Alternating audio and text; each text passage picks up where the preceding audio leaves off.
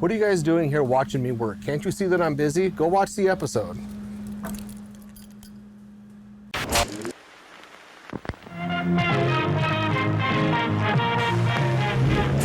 They're coming to get you, Barbara. This time on Graveyard Carz, Cousin Dougie begins the resurrection of the one of 48 426 Hemi Automatic 1971 Phoenix Cuda. I think we can restore this car. I'm very optimistic about this one. George is eager to begin cutting metal on Tony D'Agostino's 1970 Challenger. But first, he needs permission from Mark. Tony is what we refer to in the business as a lunatic. Finally, Will and Alyssa dust off in detail the 392 Hemi 1971 SEMA Cuda in preparation for the 2018 Cruise at the Creek Car Show. Alyssa and I, we're one. We're like peanut butter and jelly. We're not gonna have any issues. You're a joke. In Springfield, Oregon, Mark Warman, together with his skilled ghouls, It has been established that the unburied dead are coming back to life. bring classic Mopar muscle cars back from the dead to look like they did the moment they left the factory floor. Because of the obvious threat, this station will remain on the air day and night.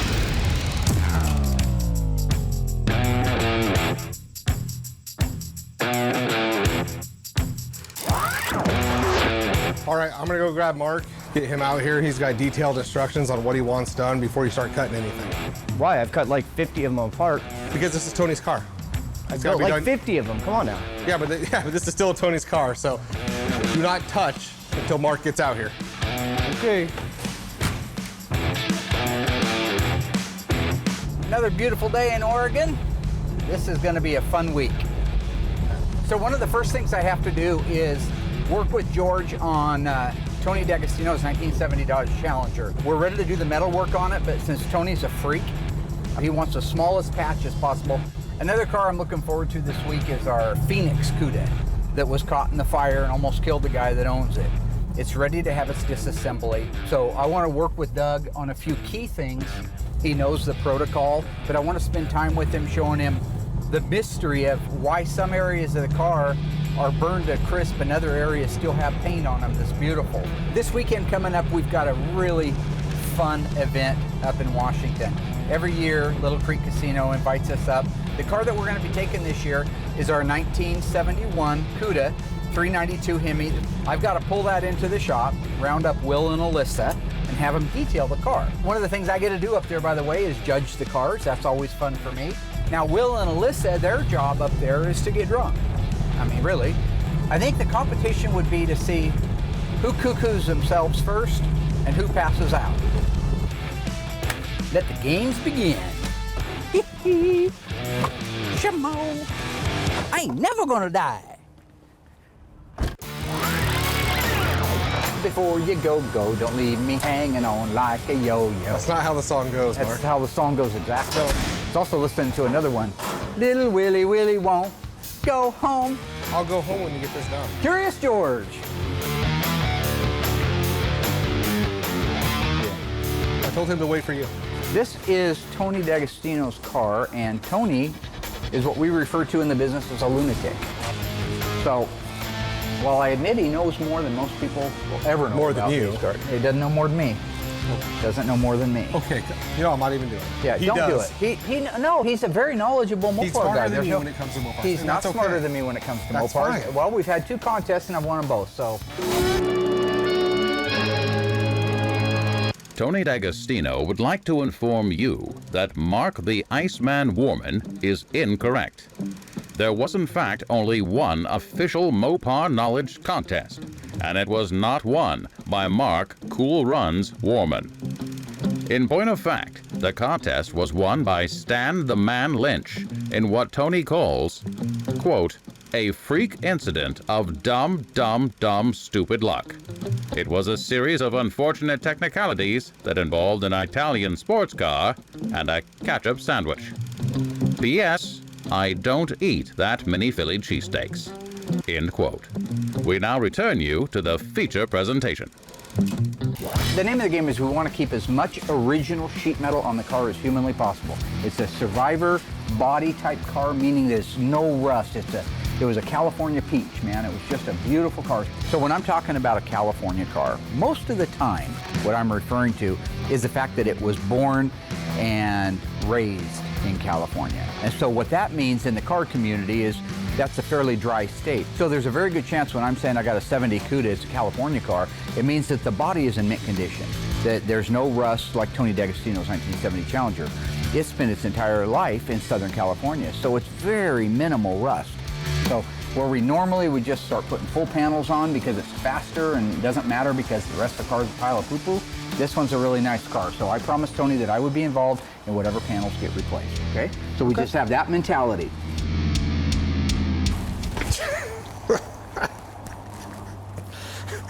Is that funny when people fall and get hurt? Yeah.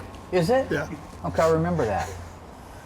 You jelly belly. I didn't say anything about you looking like one of those Mike and Ikes walking around out there with big old pooches sticking out past your waistline.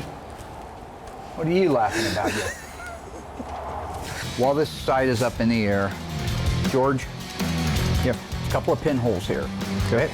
So what I want you to do is I want you to drill those out until you know you got good metal, and then I want you to weld them up. I don't want no big bird weld all over the place. I want a nice weld on those. Then I want them filed down. Okay. I'll order the quarter patch for this, but we'll stay below this style line, even though the patch goes above it. We'll stay below it.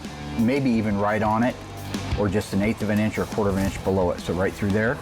So we'll dissect this off. That's gonna leave us the trunk floor extension, which is also full of holes, so we're gonna replace it. One-piece trunk floor from AMD. We're gonna put it in as one piece. We're gonna replace both trunk floor extensions. This side is really nice. The way we're gonna get a one-piece trunk floor in there is we're gonna sacrifice the Dutchman panel. Reason being, it's rotten up in here. So you drill the spot welds out, sacrificing the Dutchman, leaving the quarter really nice. So when I go back in there and I see where you pinched it together and spot welded it, the quarter part, the flange, it's nice. It never got hurt, remember? You're sacrificing that part to do it. Then save this part because we want to be able to mark all the holes for the vinyl top. Okay, no problem. On the floor itself, we've got a little bit of Swiss cheese going on here, okay? So if I hold the light, you can see it real well. So when it comes to the panel on the floor, I look at the fact that it's just got, I mean, there's a lot of little ones, but it's more like little pepper holes, right? So we can weld those up. We can take a brass plate that goes on the back side of it so the stick doesn't just fly through when we go to weld it. Weld up those holes, grind them down, and you've got an original panel that's just been touched up. Sometimes old thin metal will burn back when you're trying to weld it. If that were to happen, at that point George would come to me and say, listen, we're spinning our wheels, let's put a patch in there. Now, George also knows that Tony D'Agostino is calorically challenged on days, and he might have a bit of a heavy foot, not just from the standpoint of stepping on the gas, but you know, he eats a lot of Philly steaks. It's not my fault. I didn't tell him to, okay? He's a fat all right? Is that what you want to hear? You know, and I love Tony, but you know, he is a bigger guy. He's a larger fellow, you know, like James Gummer, fat guy, you know. Point being that if he sits in the car, he's a heavy fella. I don't want him putting his foot through the floor like Fred Flintstone and bringing back a couple of bloody nubs. The rest of it is good solid steel, okay? Okay, no problem. The other problem, and I don't know why or how it happened, but this right here, this is probably factory. See the way those two meet? Yeah. I don't see any evidence of damage on the car. It was probably Friday, and they wanted to get out of there, and it didn't fit very well, so the guy just smashed it right here with a hammer. I just want to dolly and hammer and bring that up to here a little bit closer. It doesn't have to be perfect because we're going to seam seal it. Okay. Okay. Underneath the hood, piece of cake. You've got your areas here. So AMD makes a pre-broke piece for in here and for the other side. These we'll just make our own patches. I want to keep the patches as small as possible, and I also want to document them. So when you have the piece cut out, I want a picture, and when you have the piece put in, I want the piece put in like a picture window. Okay, so you can metal finish it off and we won't have any filler around it. Okay. Relax your eyebrows. When all, yeah, he's looking crazy. I don't know, he's very animated. He reminds me of that Chucky doll. Yeah. I'm trying to focus, guys. You know, come on. You're just a fan. This is a big car. You guys have Well, Howdy Doody, that's what it is. Howdy Doody with the strings, right? And he's got that crazy face. You should be, yeah, you should be wearing a plaid shirt and stuff. All right. That apron right there, I want to be the guy to fix that. Okay. I don't want you to do anything with it. I want to be the guy to metal finish that off. All right, it's just a little wrinkled up there and it needs to be fixed right. This car was popped in the right front corner at some time. That's it. Other than that, you guys are ready to go. You can start prepping out the floors after he's done, getting them seam sealed, doing the thing. Yeah. So, meeting adjourned.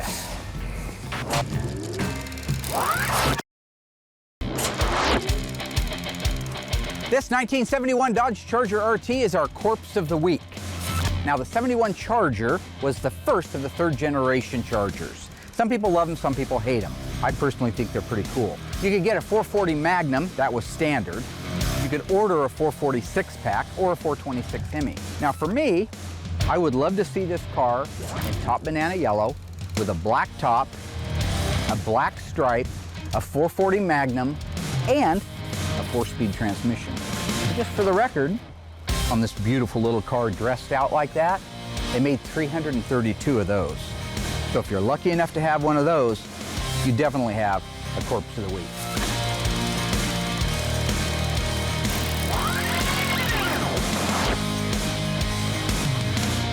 Tomorrow we're heading up to Little Creek Casino for a car show. We do autographs and signings. We make a whole weekend out of it. It's really nice. This year we are taking the SEMA Cuda. It'll be kind of on display in the middle of everything. So before we head up there, I have to get the car detailed. While the paint still looks great for being 2 years old, just kind of freshening it up. We just want to make it look as good as it can, so that way it represents this company well. So I've already wiped the car down, so the surface is already clean. I'll go through and mask up the door jams. Anywhere compound can get, I'll just mask that area off. I'll go through, do just a nice clean polish on it. After that's done, I'll wipe all that down, blow it all off, give it a nice wax job on it, and then while that wax is drying, I'll have a list to jump on the interior, just freshening the car up.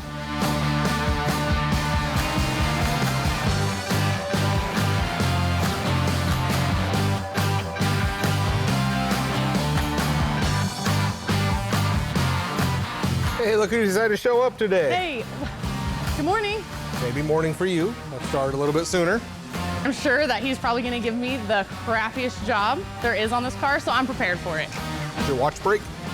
No. Oh. Okay, so what are we doing? Is what I would like would be for you to get the vacuum out the inside, and then clean the glass. My job is to vacuum the car and to wash the windows, and that's really not that bad. I thought he was gonna hand me a toothbrush and have me clean the underside of it. So far, so good. Okay. Plug-in's over here. Why are you just standing there? Waiting for you. We have about 2 hours left to get the car wrapped up. Then we're gonna get it over to Dougie to get it loaded up and get it out of here. Pretty easy to vacuum brand new carpet. Alyssa and I get along good enough for pictures. So when you look at the pictures, it's like, oh, what a great time you guys had. But in reality, it doesn't always go that well. Here's the thing, I don't want to get you riled up because you're all cracked out on energy drinks and you get ghetto really quick. Oh my God. No, but I just... You know, Will likes to say that I get drunk a lot there just because he's insecure with the fact that he knows he gets drunk there and my dad sees him. I'll drink, I'll say it. I don't know, I probably won't. Oh, sure you aren't. Angel Will. You won't catch Will at Little Creek without a drink in his hand. The only thing you're gonna see in my hand is a cup of water. That's it. Can't speak for her, but that's all you get out of me.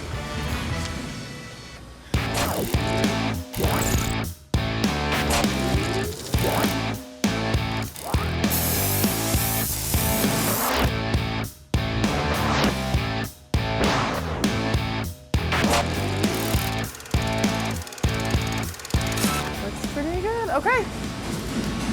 The car came out great. I didn't have a ton for Alyssa to do because she showed up late, so I kind of had to do most of it. But the paint looks good, the inside looks good. We're ready to hit Little Creek. She's ready to get drunk. It's gonna be a good time.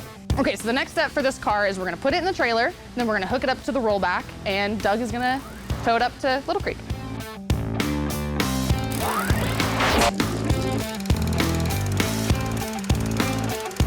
One of the biggest challenges to ever come to Graveyard Cars is the 71 Hemicuda that burned in the fire, Wendell's car.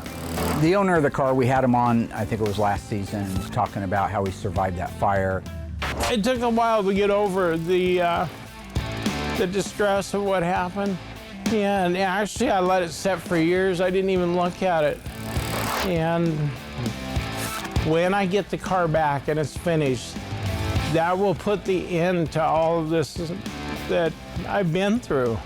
And losing the car and the structure explosion and all of the trauma that went with it, it's gone. It is one of 48 1971 426 Hemi automatic Cudas made. That's pretty low. But you also have the fact that he survived a fire. And in some ways, he says he's here today because of the Cuda, because it helped save his life. So it's been here for a few months now. It finally made its way through the queue so we can get to a point to disassemble it. I'm coming out to catch up with Doug. I just want to look underneath it, notice some of the things I told Wendell that I would look at it and give another opinion once I have it up in the air.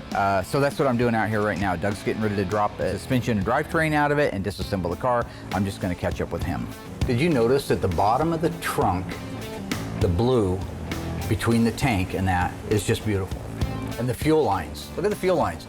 They're not damaged at all. They're actually still supple even.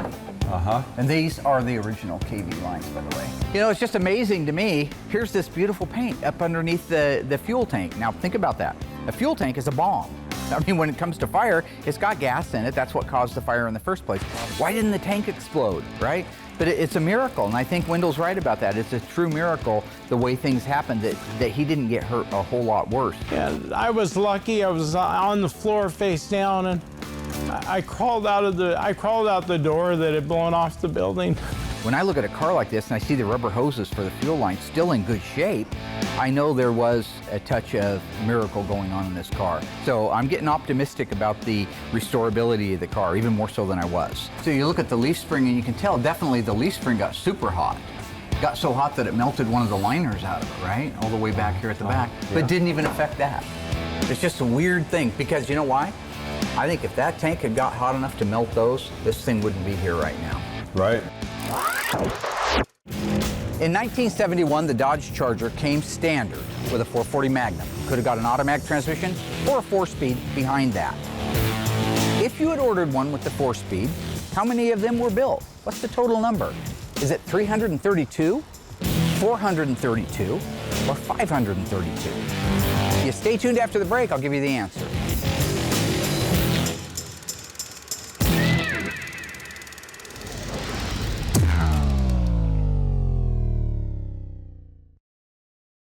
All right, my ghoulish friends, how did you do on that one?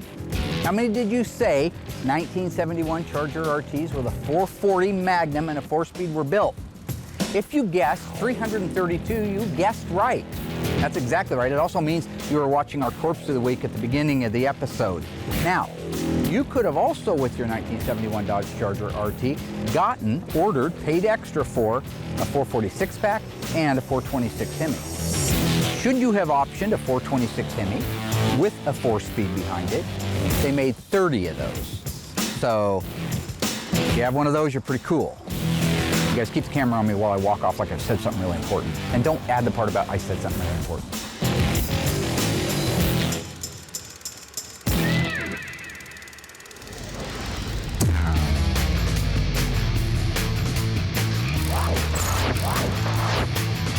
I'm working with Doug on going over the 1971 Hemicuda, the Phoenix Cuda, the one that burned to the ground, and we're going to bring back to life like a phoenix rising out of the ashes.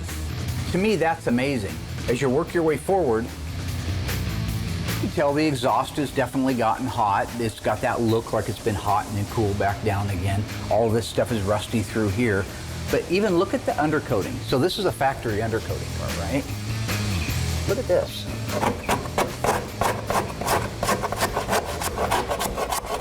Look how nice that metal is up underneath there. And solid. Wow. I mean, that's crazy. Yeah. That's what I think when it comes back, it's going to be in really nice shape. Again, why didn't the undercoating burn off of these things? Why didn't it melt and blow up? Wasn't meant to be. You know, I grew up with Doug, so I know how his brain computes things to a certain degree. He's a thinker. He's a deep thinker. But not always do you realize that when you get that glazed over look as he's staring at you, that he's actually thinking. I think there are times where he just kind of, the circuit breaks, you know? You ever blown a fuse in a house, everything goes dark? I think there's times where that's what's happening with him. But soon somebody kicks the breaker back on and he's got his answer for you. One of the craziest things is the torsion bar. You saw that already? Yeah. Look at that. Here's this heat so hot on a torsion bar, and if anybody's ever held a torsion bar in their hand, they know it's solid steel, right? It got so hot that while under a load, the heat caused it to just shear, literally shear in half. I mean, that's an interesting anomaly when you go to the back and you got a fuel tank with all the fuel lines still in place and the fact that the tank didn't explode. It's crazy. It is. I think we can restore this car. I'm very optimistic about this one. I've been working on this a little bit last night, and most of the fasteners are coming off very easily. Which you'd think they'd just be fried into place. Yeah. Just absolutely crazy. But the rest of it, like I say, this looks better than 99% of the cars that are rusty out back. So while it does, a picture's worth 1,000 words at the same time, you can't judge the book by its cover. Take a look at this. This was cool. Talking about heat. These things tear, brand new ones tear if we install them. Yeah. If you don't hold your tongue just right, they rip, all right? But yet, these haven't even melted. The grease isn't burned off, but hot enough here. To break a torsion bar. It's just the weirdest thing I've seen. Even look up in here. You can still see the remnants of the plastic. That's all the things that would melt did melt right there. But yet under here, just a foot away, nothing. So really it's at a point now where I can cut Doug loose to go ahead and finish disassembling it. We're going to record some of the things that are coming off it, some of the more important things, so that you can see how they came out and what condition the raw organic appearance of them is. So we're talking about bringing a car back to life with an owner who is emotionally really attached to the car. And we've had a few of them like that. This car will mean something to Wendell for the rest of his life. One of the first things we have to do is get it raised up in the air, get all the fluids out of it. Once the fluids are out, we can begin the disassembly and inventorying of the car. After that, he will lower it back down on the ground, roll it forward. That's when he can pull all the things off, like the fenders, doors, hood, deck lid, tail lights, grill, lower valance, bumpers, anything left on that car to keep it from just being a shell on the outside, he can do right there. And he can drop the rear end out of it, the front suspension, take all the fuel lines, brake lines, the rest of the pieces that bolt onto the unibody, he can get them out of there. When he's done, he'll have an empty shell, albeit a burned up empty shell, that we can send off to the metal dipper, have the body cleaned, then we can reassess exactly what we're gonna have to replace and what we're not.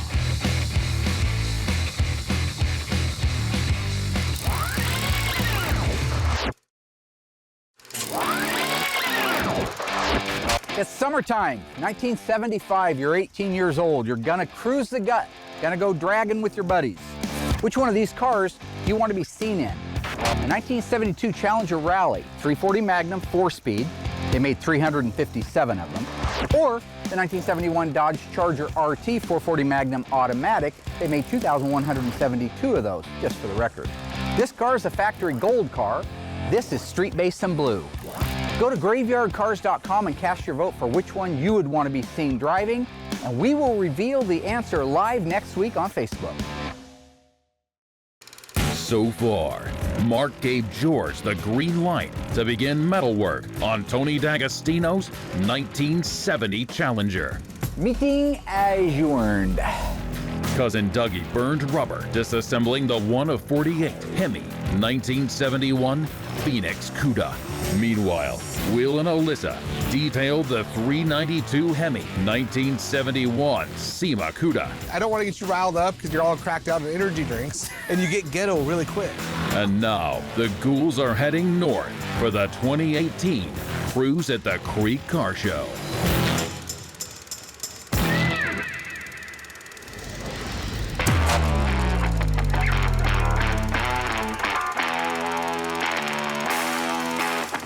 We're up in Shelton, Washington right now at the Cruise the Creek Car Show, and it's just such a blast to come up here. We come up every year now. I think this is our 3rd year. Yeah, it's awesome because we started this like 3 years ago, and we had a lot of fans here, but each year it just doubles in size. So seeing how much love we get on the West Coast is always a good thing.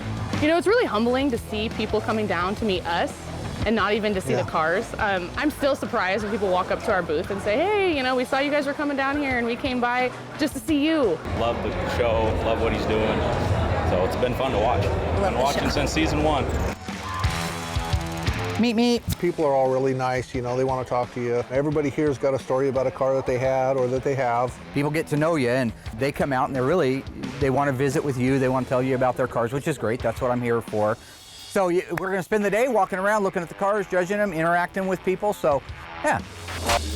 I knew Alyssa and I had to pick a first and a second place paint this year. So you kind of start looking before the crowd gets too hot and heavy. So you kind of just do like a good overview before you actually get in the middle of everything. Right now, I'm going to grab Alyssa and we're going to head out to pick out what we feel is the best paint job here at Little Creek Casino. It's going to go great. I got my sidekick, my partner in crime. We're going to knock this out the park. Oh, Alyssa and I, we're one. We're like peanut butter and jelly. We're not going to have any issues. It's going to go just fine. Why do you get to drive? I'm not drinking. I haven't been drinking. Iced tea, maybe. Right. Polaris is a blast. You know, I have so much fun in that thing. I love taking it out, but there was not a chance in hell I was going to Alyssa drive it. Man, fine first gear, let's go. He's only into an automatic. Yes, it started at 6 a.m. though. I wanted to make sure I had enough energy. You started early. I did. I'm not a morning person at all. A couple hours into our day, you know, she was getting a little happier, a little more spunky. So I'm sure it was just the nerves were calm finally. I don't know why.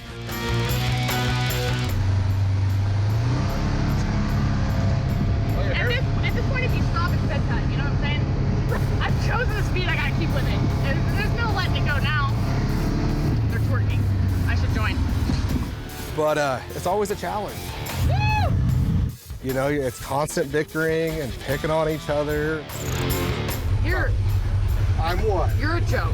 I'm a joke. I'm a joke. There's my NASCAR. Man, that is a pretty car. They were giving us about a half hour to go pick out 2 cars. And like I said, we already kind of had an idea which ones we really liked. It literally took us an hour and a half to try to get through these cars because people are like, hey, right here, take a picture with my car, no matter what the make and model is. So her and I completely got swarmed. What time you got down here? He's driving. Well, he's always to blame. That's the problem. Yeah.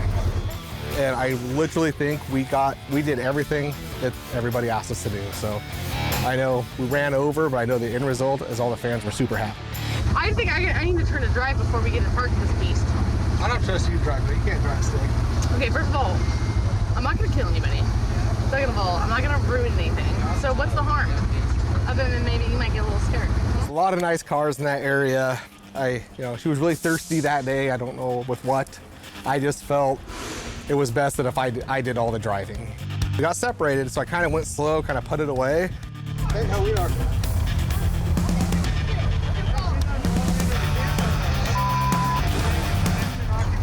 Honestly,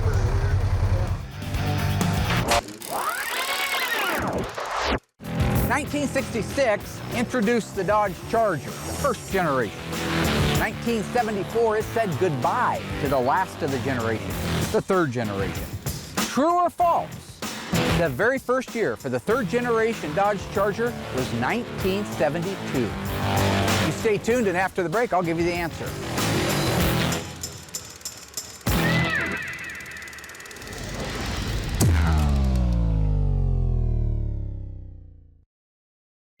All right, folks, true or false? How'd you do? 1972, was it the first year for the third generation Charger? No. No, if you were watching the Corpse of the Week, you would know that 1971 was the first year. You're going to want to watch those in the beginning of the episode so you can answer the questions through the episode. It's called learning.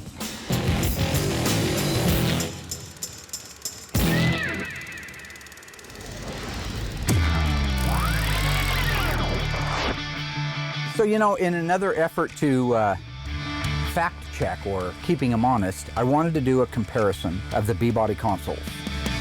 I want to compare an original one that I have here with one of Tony's Mopar Parts ones over there. After 25 years of restoring cars and another 10 years of playing with them, I can tell you it is difficult to find a 66 to 70 B-body console that hasn't had something happen to it. So, in the case of this particular console, is this classic move right here. Everybody wanted to do something trick. I have no idea what it did back in the day. It'll be fun to ask the owner, but who knows what he'll say. We're gonna start by setting them at the same angle. Right here, you see a cutout. This cutout would not exist if this was an automatic console, but because this console is for a 4-speed, as this car was, then you don't see that. So take a nice close look at that. You'll see the same cutout that's here, that's right here. The only difference is on a 4-speed, this outer cardboard piece covers the side of the hump that is so wide on the 4-speed cars. That's what that's for. So if you look back here, you'll clearly see that there's 2 pan head screws that hold this trim plate on. These are the 2 provisions for that. They look identical. Right here we have a hole and a recessed area. Hole and recessed area. This is for the mounting of the console. A raised area here that you can see is broken out. That's another problem with these things. They break out where you mount them. Here's a brand new hole. We have this recessed area right here. Absolutely identical and in the same area. At the front, this is the front console mounting area. You see the 2 holes, the raised rib with this unique styling across it. He could have done anything in there to make that reinforced, to make it able to bolt into the car, but he wanted it to be identical to an original. And let's just take a really nice close look, but I want you to see that grain. That grain is an exact same match to that grain there. One of the hardest things Tony said to get done right was to match these 2 grains, and it matches perfectly. As you set this up there, you see it fits. We have the console cut out right here for the carpet. We have the same console cut out right here for the carpet. Here you have your console lights that come on when you open the door. Same provision up here as you have down there. So right here, you basically have an identical console. This is what you would have ordered from Chrysler in 1970 if you busted your original one or somebody stole it or whatever happened to it. You would have got one just like this.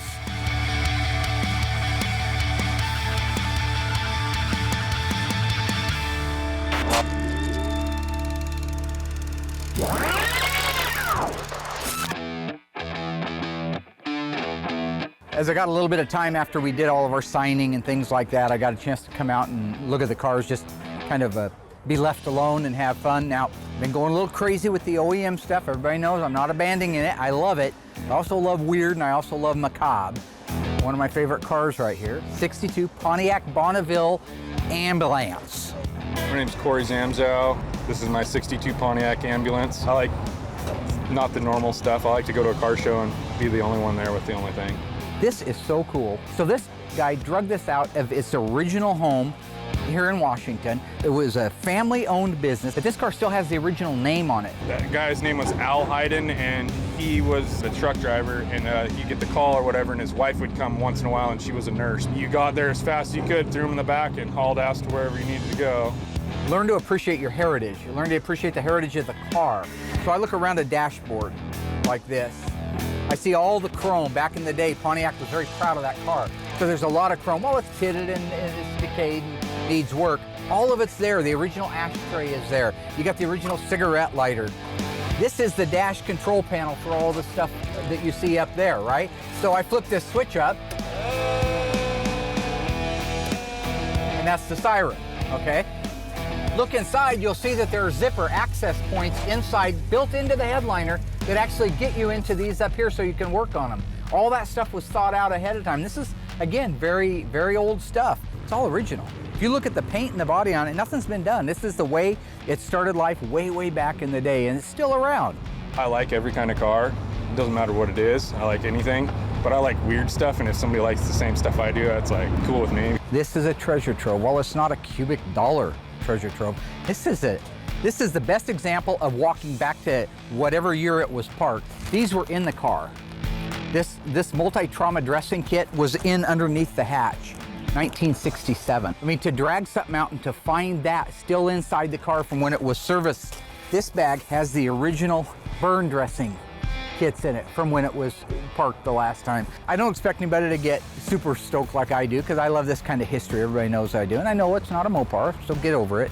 It's a neat car, and it's a neat piece of our history, just like so many of these cars. People come up to me in this show all day long saying, I'm not a Mopar guy, I'm a Ford guy, but I love your show, I love what you're doing, you're trying to teach you. It sounds like we're getting the message across to appreciate these cars. And a lot of people have done it long before I ever came around.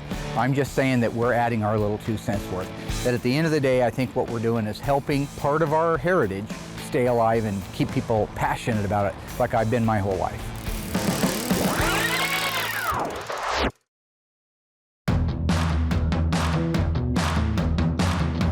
Went as good as it to be expected. Beautiful cars out here, tons of people, so we got to stop, do autographs, do pictures, get pictures next to the cars. But I lost my co-pilot, so he lost his co-pilot because he left. Co-pilot. She's not happy right now. What happened? Okay, first of all, Will left me. I got out of the car to pictures for people. Yeah. People asked me for pictures, and I was nice enough to stop. And then I look around, and Will's nowhere to be seen. Then we get out here, and I have to find you, and you make me go halfway across the resort because you didn't play a little joke like, oh, I'm just kidding, I'm leaving you, let me go around the corner. No. You go the full mile. The producer called. Our producer called and said you got to get back. I had to walk here. I hate you. Hate's a strong word. Don't have hate in your heart. And I mean it. I mean it so much. It'll buff out.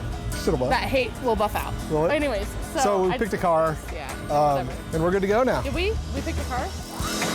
The Firebird that I picked was just a gorgeous car. It was very well done, very meticulous. It was a resto mod, so it had all the new upgrades in it. My dad's gonna give you that it's not a Mopar. I picked a Chevy last year. Just the little details. They got rid of the wipers completely. Now, I get it, but these cars aren't driven in the rain, but it gives a sleeker look. They got rid of the drip rail gutters that run along the side. Just little details like that they got rid of that just makes the car look really clean. The paint was beautiful, top to bottom. It was just a very sanitary job on that from start to finish on the car. Color always catches my eye, but it's also got to fit the car. Somebody might have a paint job, but if it's on a Pinto, it just doesn't work. So I always like to find a good combination of what's classy but yet stands out on that vehicle. Yeah, the Firebird was a clear winner. Like I said, it was done great. Alyssa agreed. Will chose a Firebird. Obviously, I had no choice in that. That was totally a Will choice. I got to meet the guy that did the car and meet the guy that owned the car. So that was kind of cool to have both guys there because the guy that restored the car had a car sitting right next to it. But it was cool to meet both of them. Yeah, it's a pretty car. I know I was looking at it last night from my motel room. Yeah.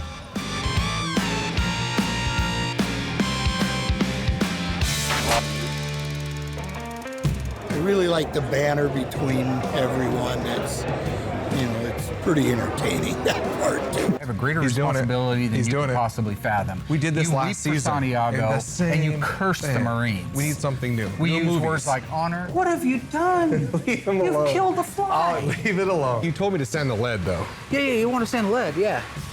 But then Ryan told me it causes cancer when you sand it. It can cause cancer. We live in a really small town where I really don't. I mean, Will gets recognized a little bit more than I do, but I never get recognized. So coming here and all of a sudden people knowing who you are, it's kind of mind-blowing. And like I said, it really is humbling. No, I really like Royal. I love Mark. I think he's hilarious. They kind of remind me of each other. Been something I've been watching since 2012, since the inception of the show. And it's always been so fascinating to see step by step how they go through all the process, and I love the way it's explained what they're doing. I can't help but think that we're doing a good job at Graveyard Carz, that we're teaching our audience, they're having some entertainment and some fun, they're learning a lot about these cars. What they can do to a car that they pull out of the weeds, it's basically gone, and they can bring it back to new is, the talent they have for doing that is amazing. People will come up in their Chevy, Ford, AMC guys, foreign cars. They still watch the show. They watch it because they love learning. They love the techniques that we teach them. They love when I nerd out on all the weird stuff, even though it doesn't mean anything to them. You ever just wish sometimes you could unzip your head and just yard your brain out and put mine in there? No. And I think it's just seeing a group of people that are in their zone. I think everybody wants to see somebody specialized and good at what they do. I think that has attributed to our really big success. Especially now in season 10, it's unbelievable how many Mopars are here, how many people are here. It's pretty amazing. I mean, we're on the grind from a day-to-day basis, and sometimes it can get a little monotonous for us at the shop because we got a lot of pressure, there's a lot of stuff that needs to be done. But then we get out here and we see how much everybody loves what we do and appreciates it and supports it, and it's kind of a refresher for us. I don't even. It's really hard to think. Being famous, it doesn't compute really. Even still, after 7 years, it's getting. We get to get paid for what we love to do. It's a blast. It's humbling and it's awkward sometimes, right? There's a lot of people and they're looking for you for answers, and you don't get a lot of time for yourself. But at the end of the day, I enjoy what we have right now. I think that we've been blessed to have what we have, to grow the way we have, and so I'm just enjoying the ride. So we're all back at the shop, ready to start working on cars again. It was a great trip. One of the cars that I did get a chance to check out while I was up there, and I noticed it won a great big trophy at the end, was this beautiful Chrysler convertible. Absolutely gorgeous. One of the funnest things about when I was growing up, when you'd see sketches or drawings of cars in the future, they always look like, you know, space age stuff. So they were trying to make cars back then have that space age look to them, like I guess what they anticipated it was going to be. So when you look at the Chrysler 300, you see the aviation style instrument panel, and that totally looks like it could be in a fighter jet. Taillights are the same way. I take a good close look at those things with I don't know if they look like the exhaust of a jet or something like that, sitting on top of those big, beautiful fins. The Continental kit, which is that deck lid where you see the raised up hump that looks like the spare tires right underneath it. Again, a lot of pride, a lot of craftsmanship. Go to the front bumper on that car, the front bumper and the grille. Absolutely a work of art. They're big, they weren't trying to save any money.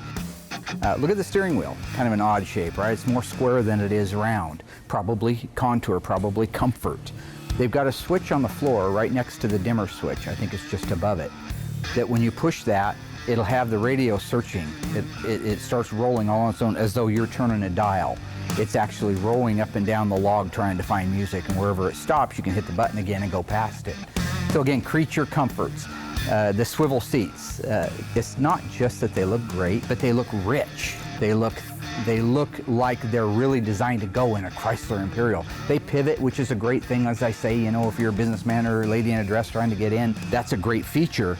But the fact that they're so padded, so full, so rich, everything on that car, from the front bumper to the rear bumper, just screams quality. It screams beauty. It screams luxury. They were proud of them. They weren't trying to build the cheapest cars the fastest back then. They were building the best car they could because they wanted to beat the competition. They wanted to beat Ford. They wanted to beat Cadillac. And I think when it came to that particular car, they at least gave them a run for the money.